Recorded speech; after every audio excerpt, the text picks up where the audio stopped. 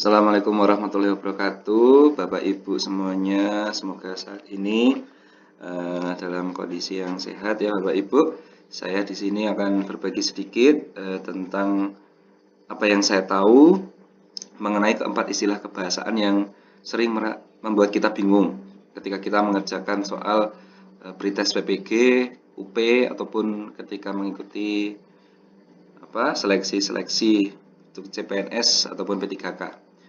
Ini istilah yang saya maksud yaitu adalah istilah homofon, kemudian ada istilah homograf, kemudian homonim dan polisemi.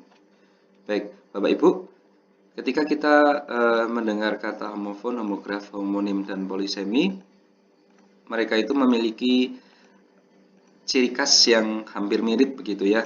Kalau kita tidak teliti dalam membedakan, kita bisa keliru atau tertukar ketika menjawab soal tentang keempat istilah kebahasaan ini. Nah, mudah saja Bapak Ibu, mudahnya begini kalau saya.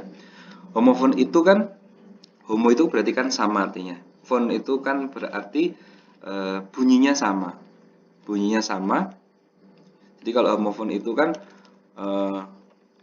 bunyinya sama. Kemudian tulisan berbeda. Nah, itu homofon Bapak Ibu. Jadi, sekali lagi, homofon itu bunyinya sama, tetapi tulisannya berbeda. Nah, itu homofon. Maknanya juga berbeda. Contoh. Nah, contoh kata yang homofon diantaranya ada kata bank, ya, yang artinya itu badan usaha keuangan. Juga ada kata bank, ya, BANK dan BANG. Kalau bank yang pakai G itu berarti kan itu kata sapaan untuk kakak laki-laki. Kemudian ada juga contoh yang lain, sanksi dan sanksi, ya. Sanksi yang pakai G dan sanksi yang pakai K itu kan bunyinya sama tapi tulisan berbeda. Itu kalau sanksi yang pakai G artinya kan keraguan, kemudian kalau sanksi yang pakai K itu kan artinya hukuman. Kemudian contoh yang ketiga, saya kasih 3 contoh saja nih Bapak Ibu nih. Ada rock, kemudian ada ROC rock juga, itu kan bacanya sama tuh secara bunyi. Nah, rock yang pertama yang pakai K saja itu kan artinya pakaian bawahan dari wanita. Kemudian kalau rock yang ada C-nya, ROCK itu kan aliran sebuah musik ya, genre musik. Nah, ini yang disebut homofon. Kemudian yang kedua ada istilah homograf. Nah, homograf itu hampir kebalikannya dengan homofon. Kalau homofon kan bunyinya sama. Kalau homograf itu tulisannya yang sama. Tulisannya sama. Ya. Ini saya kasih tanda kata kuncinya ya Bapak Ibu, kata kuncinya. Kalau homofon itu bunyinya sama, kalau homograf itu yang sama tulisannya. Ya, tulisannya sama. Kemudian bunyi beda. Nah, makna beda. Itu homograf. Contohnya ada apel, apel. Nah, ini kan tulisannya sama Bapak Ibu ya. Bapak Ibu kalau perhatikan itu tulisannya sama, ada apel, ada apel. Nah, tapi kan artinya beda di sini ya. Apel itu kalau yang ini adalah buah, kalau yang apel ini kan kegiatan ya, kegiatan atau upacara begitu. Kemudian contoh yang kedua ada kecap, ya, kecap dan kecap. Ya, itu tulisannya sama kan Bapak Ibu ya.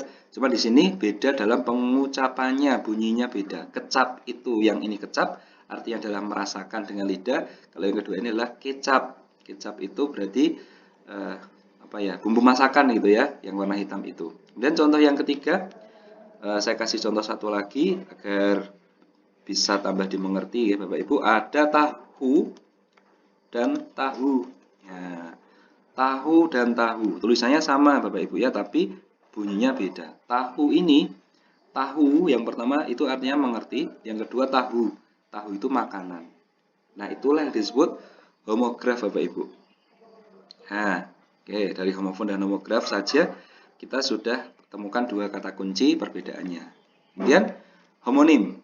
Nah, homonim ini artinya itu sejenis sama, ya, artinya sejenis sama. Jadi bunyinya itu sama, ya. Kemudian tulisannya juga sama, tapi punya arti yang berbeda.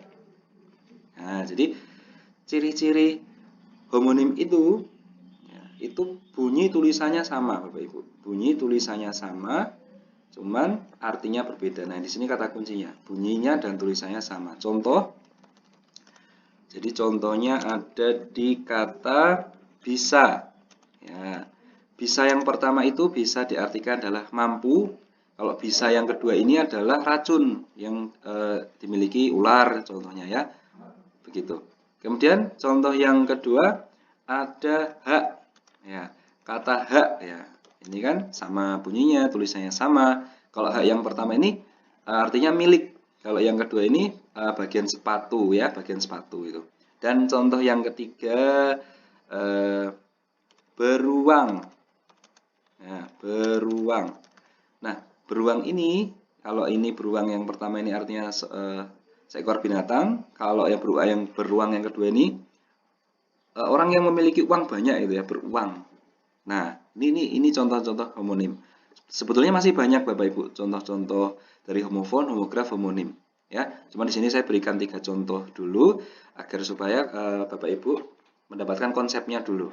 Nah, kemudian Bapak Ibu, yang terakhir ada istilah, kalau tadi ada homofon, homograf, homonim, ya, homo gitu ya, jadi ada yang sama. Kemudian di sini ada polisemi. Nah, polisemi sendiri Bapak Ibu itu agak berbeda dari ketiganya. Jadi dalam membedakan itu mudah sebetulnya. Kalau polisemi itu sebuah kata, ya, sebuah kata itu memiliki banyak makna Bapak Ibu. Jadi sebuah kata memiliki banyak makna. Contoh kata polisemi ya. Contoh ada kata jatuh. Ya. Ada kata jatuh. Nah, contoh kalimat yang pertama, ia jatuh terpeleset setelah menginjak kulit. Ya.